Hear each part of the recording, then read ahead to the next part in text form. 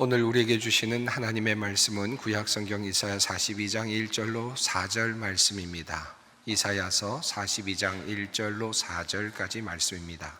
이 계시의 말씀을 봉독할 때 다 함께 살아계신 하나님의 음성을 들으실 수 있기를 바랍니다. 내가 붙드는 나의 종 내 마음에 기뻐하는 자 곧 내가 택한 사람을 보라. 내가 나의 영을 그에게 주었은즉 그가 이방의 정의를 베풀리라. 그는 외치지 아니하며 목소리를 높이지 아니하며 그 소리를 거리에 들리게 하지 아니하며 상한 갈대를 꺾지 아니하며 꺼져가는 등불을 끄지 아니하고 진실로 정의를 시행할 것이며 그는 쇠하지 아니하며 낙담하지 아니하고 세상의 정의를 세우기에 이르니 섬들이 그 교훈을 앙망하리라. 아멘. 12월 넷째 주입니다. 그리고 대림절 네 번째 주일이기도 합니다. 곧 성탄절이 다가오고 또 연말 연시가 다가옵니다. 예전 같으면 많은 사람들이 얼굴에 화색이 돌고 또 연말 행사로 많은 사람들이 바쁠 것 같은데 올해는 유독 그런 것 같지 않습니다. 계엄 선포와 대통령의 국회 탄핵 등을 경험하면서 허탈해하고 힘들어하는 분들이 참 많아 보입니다. 국가적인 위상도 추락을 하였고 또 경제적인 신뢰도도 그만 바닥으로 떨어졌다고 합니다.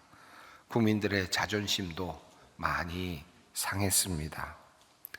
여러분 마음이 많이 어수선하시죠? 오늘 앉아 계시는 모습을 보니까 대부분 다 우중충한 옷을 입고 오셨습니다. 별로 마음이 편하지 않은 것 같습니다. 우크라이나 러시아와의 전쟁이 계속되고 있고요. 또 중동에서의 전쟁이 계속해서 이어지고 있습니다. 이 전쟁의 불길이 혹시나 이 나라로 향하지 않을까 불안한 마음으로 걱정을 하는 분들도 참 많습니다. 또 요즘은 유튜브를 보면 여러 매체들을 통해서 우리는 사실과 허위를 분간하기 어려울 만큼 정말 어려운 이야기들이 많이 회자되고 있음을 보면서 마음이 동요가 되기도 합니다. 지금 우리는 참으로 어수선한 시대를 살아가고 있습니다. 그리고 또한 위기의 시대를 살아가고 있습니다. 이 나라의 운명이 어떻게 될까 걱정하는 분들도 많고 또 이 위기를 우리가 어떻게 극복해야 될까 하는 생각을 하면서 어떻게 이 나라를 다시 제대로 살려낼 수 있을까 걱정하면서 기도를 하시는 분들도 참으로 많이 있습니다. 어떻게 하면 될까요? 교회에 대답을 좀 달라고 말씀하시는 분들이 있습니다. 목사님 생각은 어떻습니까? 또 말씀을 해달라고 이야기하시는 분들이 있습니다. 어떻게 말씀을 드리면 여러분이 안심을 할까요? 어떻게 말씀을 드리면 여러분의 위로가 될까 하는 생각을 합니다. 우리가 지금 당면해 있는 이런 문제들, 우리는 이런 상황을 비상 상황으로 인식을 하고 있고 또 매우 국가적으로나 또 민족적으로 위중한 그런 위기 상황으로 인식을 하고 있습니다만 예수님께서 이 땅에 오셨을 때도 비슷한 문제들이 많이 있었습니다. 또한 여러 생각과 사상들이 아주 강하게 충돌하고 있었습니다. 예수님께서 오시던 때는 이스라엘, 유대가 로마의 식민 치하에서 식민 생활을 하고 있었던 때였습니다. 예수님께서 오셨던 때는 로마의 디베리오 황제, 그러니까 티베리우스 황제가 로마를 지배하고 있었던 시기였고 본디오 빌라도가 로마인으로서 유대를 총독으로 치리하고 있었던 시기였고 헤롯이 갈릴리의 분봉왕으로 그 지역을 다스리고 있었던 시기였습니다. 그렇게 로마의 치하에서 식민지로 살아가고 있었던 유대 땅에 예수님께서 태어나셨다고 성경은 말씀합니다. 예수님의 탄생은 진공의 상태에서 태어난 것이 아니었습니다. 어떠한 어려움도 없는 그러한 위대한 국가의 한 시민으로 태어난 것도 아니었습니다. 예수님께서 살던 시기에 유대 지역에 살고 있었던 이스라엘 백성들 사이에는 여러 가지 다른 정치적 혹은 종교적인 견해를 가진 사람들이 존재했습니다. 그리고 또한 그 의견이 끊임없이 충돌하고 있었습니다. 그들은 모두 어떻게 하면 우리 유대 민족이 지금의 역사적 상황을 극복하고 이 위기 상황을 극복하고 어떻게 번영을 이룰 수 있을 것인가에 대한 고민을 하고 있었던 사람들이었습니다. 그리고 나름 그 대답들을 가지고 확신에 찬 행동을 하고 있었던 사람들이었습니다. 그 부류 중에 한 사람이 바로 바리새인이라는 부류의 사람이었습니다. 바리새인은 한마디로 모든 세상의 문제들, 정치적인 문제들, 사회적인 모든 문제들을 해결하기 위해서 이스라엘 민족이 종교성을 회복해야 된다라고 주장을 했던 사람들이었습니다. 즉 이스라엘 백성은 하나님의 백성답게 거룩한 백성으로 살아야 한다라는 것을 주장했던 사람들이었습니다. 그리고 그 거룩성을 회복하게 되면 하나님께서 이스라엘을 다시 번영시켜 주실 것이다 라고 주장을 했던 사람들이었습니다. 이 거룩성을 회복하기 위해서 바리새인들은 유대의 모든 전승들과 그리고 율법들을 철저히 지킬 것을 요구하였습니다. 그리고 스스로 지키려고 노력을 하였습니다. 한마디로 말하면 철저히 율법과 신앙 전승을 지켜냄으로써 나라를 다시 부강한 나라로 세울 수 있을 것이다 라고 생각을 했던 사람들이 바로 바리새인들이었습니다. 하지만 예수님께서 그들을 강하게 질타하셨듯이 그들에게는 사실은 거짓이 존재했습니다. 다른 사람들에게 종교적으로 거룩성을 지킬 것을 요구하고 지키지 못하는 사람들을 비난하고 안식일을 지키지 않는 것을 비난하고 불평하고 그렇게 하고 있었지만 정작 그들의 속은 썩어 있었습니다. 자기도 제대로 지키지 못하면서 남들을 향하여서 거룩하다고 외치는 사람들이 바로 바리새인들이었습니다. 거룩한 척, 기도하는 척 그렇게 보였지만 거리에서 큰 소리로 기도를 하고 있었지만 그러나 그들의 속은 달랐습니다. 경건의 모양은 있었지만 경건의 능력은 없었던 사람들이었습니다. 그들은 강하게 비난을 하였고 다른 사람들을 비난하고는 있었지만 정작 자기 자신들도 제대로 세우지 못하는 그런 나약한 사람들이었습니다. 이런 사람들이 항상 존재하지만 오늘날에도 여전히 존재하죠. 자신의 신앙생활의 틀 안에 갇혀 있는 채로 다른 사람들의 신앙을 자신의 틀 안에서 비판하고 비난하고 자신만이 신앙생활을 잘하는 것처럼 그렇게 우쭐대고 자랑하지만 실제로 그의 삶의 영역 안에서는 초라함밖에 없는, 썩어지는 것밖에 없는 그런 삶을 살고 있는 그런 무능한 외식적인 사람들이 종종 있습니다. 두 번째 부류는 사두개인이었습니다. 이 사두개인이라는 말은 다윗 시대의 대제사장이었던 사독이라는 말에서 유래한 것으로 추정이 됩니다. 이들은 주로 성전을 중심으로 활동하던 사람들이었습니다. 제사장 그룹이라고 할 수 있겠습니다. 당시에는 귀족 계급에 속하는 그런 사람들이었습니다. 하지만 이들은 로마 정부의 우호적인 태도를 보이면서 자신이 가지고 있는 기득권을 누리는 현실주의자들이었습니다. 내세의 보응이나 심판이나 그리고 부활을 믿지 않았습니다. 모세오경 외에는 어떤 경전도 인정하지 않았습니다. 그리고 정치, 경제, 종교적인 기득권을 누리며 살았던 사람이 바로 사두개인들이었습니다. 물론 오늘날에도 이런 사람들이 있죠. 지극히 현실적이어서 어떤 정치적인 상황에서도 자신의 이득만을 챙기려고 하는 그런 사람들이 있습니다. 역사의식도 없고 나라 사랑의 정신도 없습니다. 그저 어떻게 쓰든지 기회만을 노리며 자신의 안위를 위해서만 살아가고 있는 그런 사람들, 그런 종교인들이 또한 있습니다.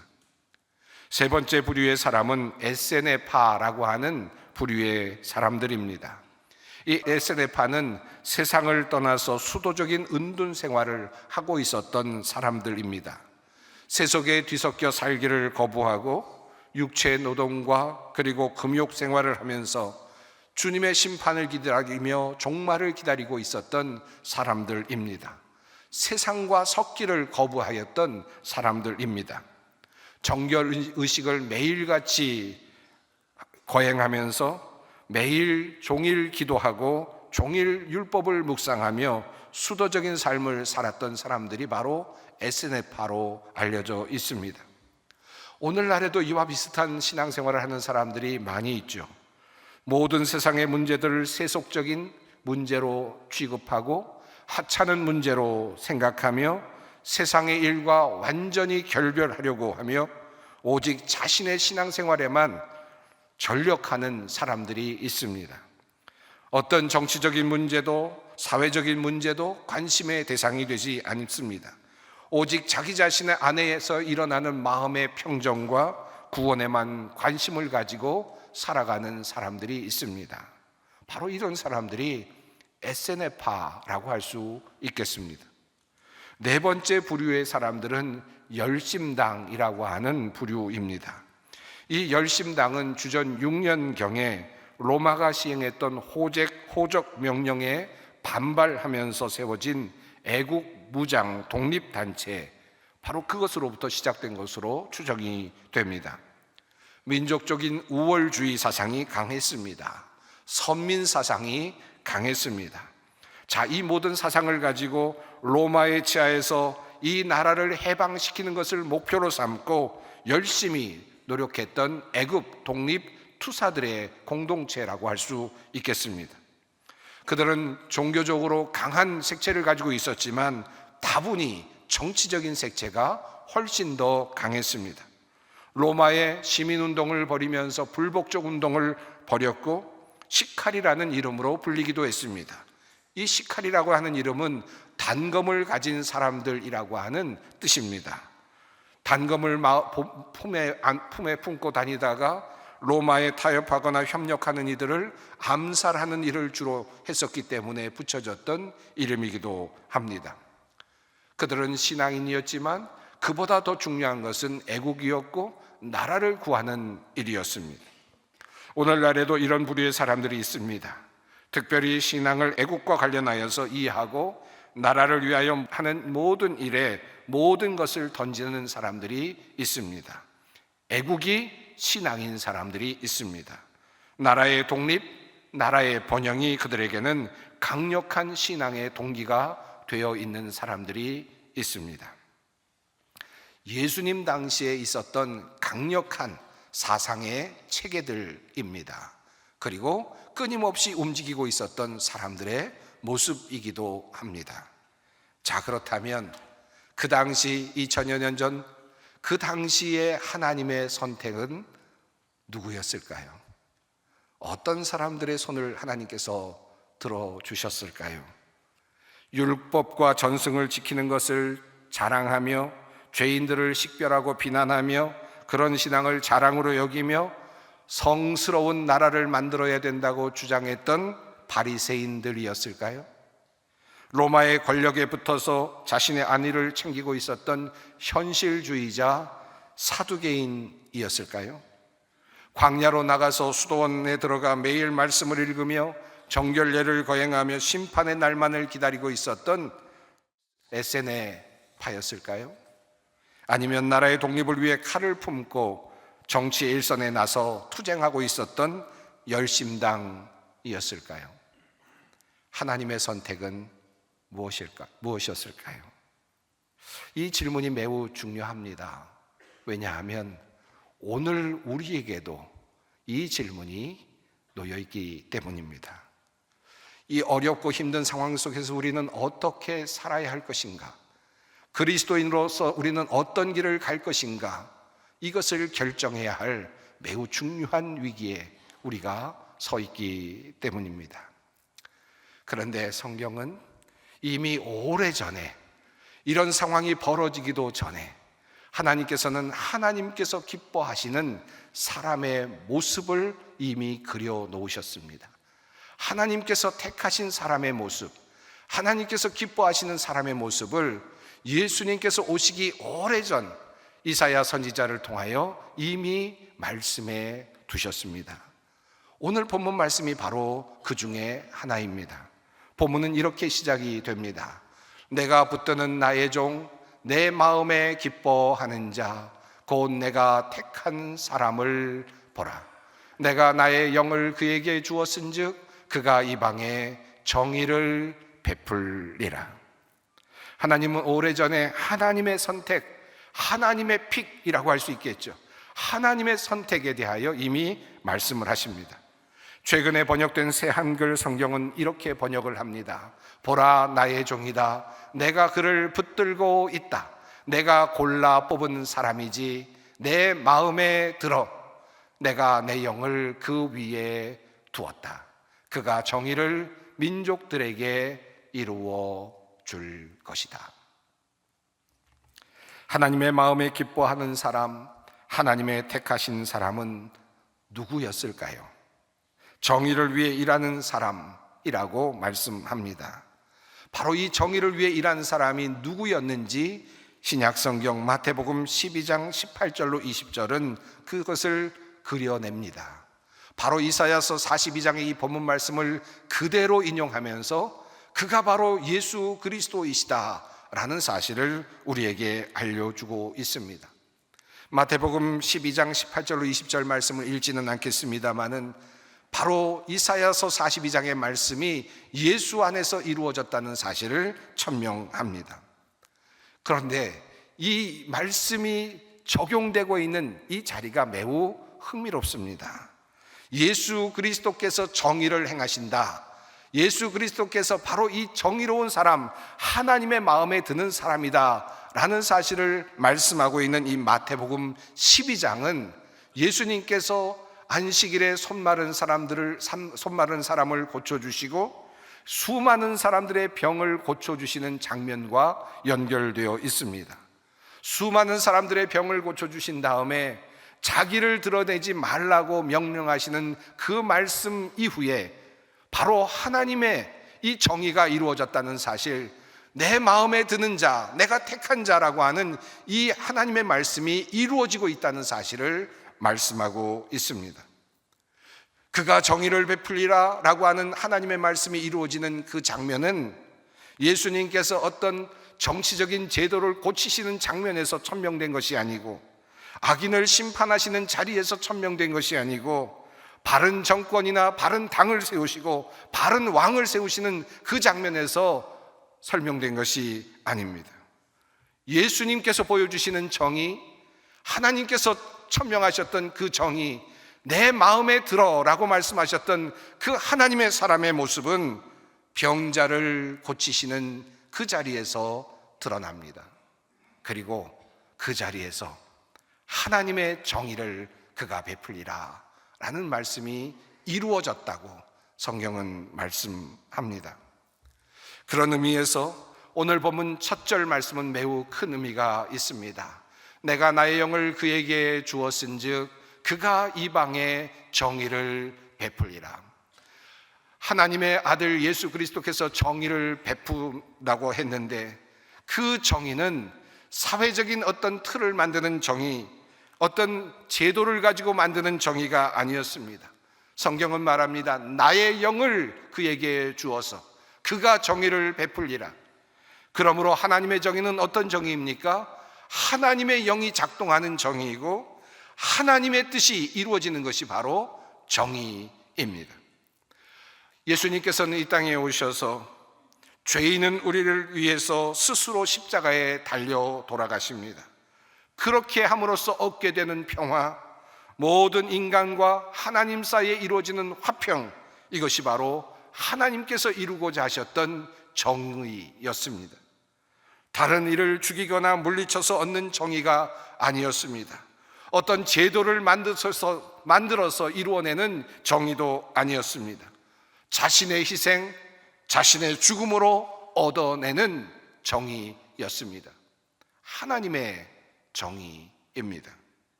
두 번째로 다음 절을 좀 더 깊이 볼 필요가 있습니다. 그는 외치지 아니하며 목소리를 높이지 아니하며 그 소리를 거리에 들리게 하지 아니하며, 주님께서 보여주신 모습은, 정의를 이루시는 모습은, 하나님께서 택하신 자 예수님께서 보여주신 삶의 모습은 소리를 높이지 않았다는 것입니다. 그는 떠들썩하지 않습니다. 그는 자랑하지 않습니다. 그분은 교만하지 않습니다. 하나님의 택하신 사람들이 살아가는 방식은 목소리를 높이지 않습니다. 도리어 스스로 희생합니다. 비난하지 않습니다. 도리어 용서합니다. 저주하지 않습니다. 도리어 사랑합니다. 선동하지 않습니다. 억울하다고 항변하지 않습니다. 도리어 짊어집니다. 함께 나아갑니다. 하나님께서 택하신 사람들의 모습입니다. 세 번째 절을 봅니다. 상한 갈대를 꺾지 아니하며 꺼져가는 등불을 끄지 아니하고 진실로 정의를 시행할 것이며, 우리는 일반적으로 누군가가 넘어지면 일으켜 세우기보다는 다시 일어나지 못하도록 밟아버리려는 성향이 있습니다. 정치적으로도 그렇고 사회적으로도 그런 일들이 종종 일어납니다. 그저 기업 문화에서도 종종 그런 일들이 자주 일어납니다. 상한 갈대는 이미 기울어진 운명입니다. 꺼져가는 등불도 그러합니다. 병자들도 그러합니다. 그러나 하나님께서 택한 사람은 그 상한 갈대를 꺾지 않는다는 겁니다. 꺼져가는 등불을 끄지 않는다는 겁니다. 살리는 자입니다. 일으켜 세우는 자입니다. 이것이 하나님의 정의입니다. 예수님께서 수많은 병자들을 고치신 이유가 바로 여기에 있습니다. 그리고 예수님께서 병자를 고치시는 이 이야기를 전하면서 마태가 하나님의 정의가 이루어지고 있다는 사실을 천명한 이유도 거기에 있습니다. 주님은 상한 갈대, 꺼져가는 등불을 끄지 않습니다. 억울한 이들의 항변을 들으시고 그들을 구원하십니다. 연약한 자들을 살려내시고 그들을 구원하십니다. 주님께서 펼치시는 정의는 바로 살리는 정의입니다.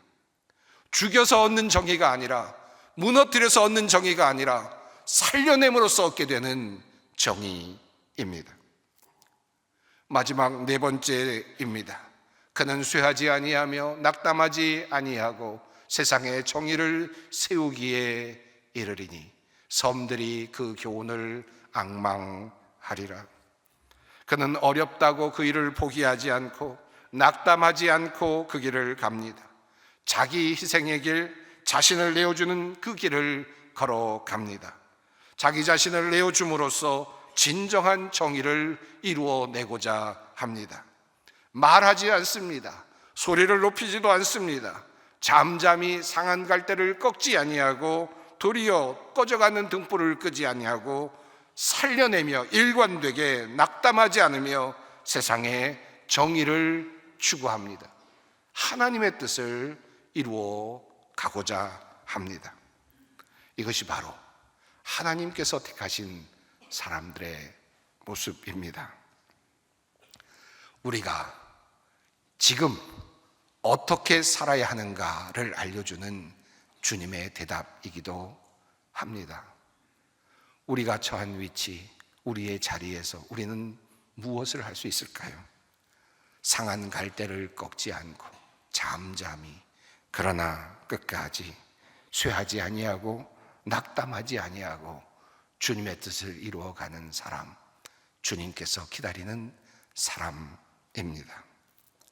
프랑스 꼴마르라고 하는 곳에 가면 운터리텐 박물관이 있습니다. 교회를 개조해서 만든 박물관인데 그 안에는 큰 하나의 제단화가 놓여져 있습니다. 이 제단화의 이름은 이젠하임 제단화라고 불려집니다. 1515년에 완성되어진 제단화입니다. 독일 르네상스의 종교화가 마티아스 그리네발트의 작품으로 알려져 있습니다. 이 작품에서 눈여겨보아야 할 부분은 세례 요한으로 보이는 한 이가 한쪽에는 성경을 들고 한 손가락으로 십자가에 달린 예수님을 가리키고 있는 모습입니다. 바로 성경이 말하고 있는 바로 그분이 예수님이시다라고 하는 사실을 콕 집어서 전하고 있는 모습입니다. 그런데 그 예수님의 모습, 바로 이 사람이다 라고 하는, 바로 이분이 메시아이다, 바로 이분이 하나님께서 택하신 종이다 라고 말씀하는 이 손가락 가리키고 있는 예수님의 모습은 어떤 모습일까요? 세례 요한이 이렇게 손가락으로 예수님을 가리키고 있는 바로 그 위에 글씨가 쓰여져 있습니다. 그는 흥하여야 하겠고 나는 쇠하여야 하리라. 하나님의 아들 예수 그리스도의 삶의 방식이 흥하여야 하리라 라고 하는 뜻이기도 하겠습니다. 자, 그런데 세례 요한이 보여주고 있는 그 예수님의 모습은 어떠합니까?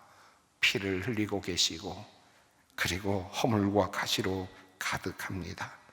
더럽고 흉하고 고통스럽게 십자가를 지고 있는 예수님의 모습입니다.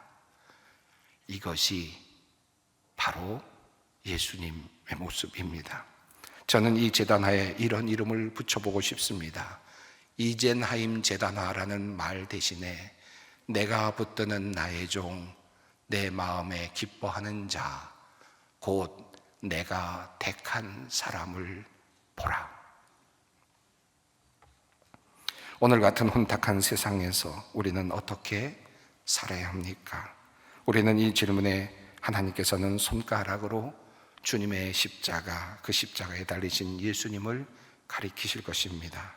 그리고 말씀하십니다. 내가 택한 사람을 보아라. 우리 주님께서 오셨습니다.